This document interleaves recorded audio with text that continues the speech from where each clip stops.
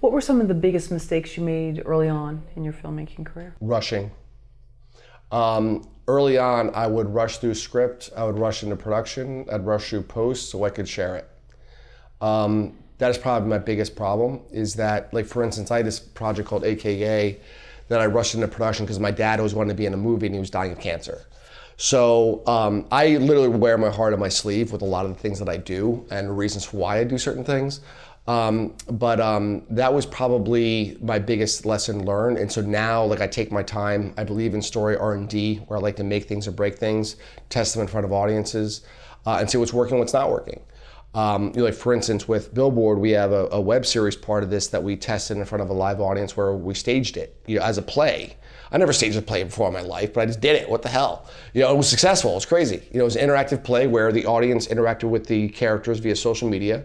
On one screen above the billboards was the information that the billboard sitters were putting out. On another screen was what the audience was putting in, and some of the action on the stage was improv based off of that correspondence. The actors weren't literally tweeting and stuff. We had a whole other team doing all that kind of stuff, but it was just very interesting, very dynamic, and it was an experiment. But it's interesting, what we learned from it was how the audience was reacting to the material that would then become the web series. You think about it, like, filmmaking should really take a little bit more of a thought about what TV does in terms of film before a live studio audience, right?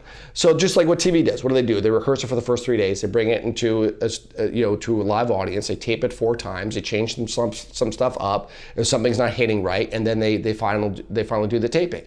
The end taping, or the last two tapings, I should say. And I think filmmaking should take a little bit of that. Like, for instance, with Billboard, we did sneak previews this past fall to test our audience, because we thought we knew who our audience was based off of earlier test screenings, and then also doing A/B testing with Facebook ads and so forth. But we wanted to make sure that was it, and making sure that they responded to the material. And so we did a bunch of sneak previews to test how the audience was reacting to the material, making sure that our test audiences were the actual audience. And in fact, we even, I actually ended up shooting 2 scenes that end up in the final film. So I firmly believe in story R&D, and so now the lesson learned was not rush, but actually take your time. And also too is, like, not having all the resources at your disposal also warrants taking your time as well. The other lesson I learned too was a matter of empowering people to be successful. Teach them all that you can, and then hand the objective over to them, and make sure they hit their tasks. And I still have the same sort of organizational stuff that I had from my very first film. You have to realize, like, I learned by doing. I didn't learn this stuff in school because I had like 1 semester of film school behind me. So I literally learned by doing. And so over the course of the years, I think I've become a better and better filmmaker. I've lost my arrogance.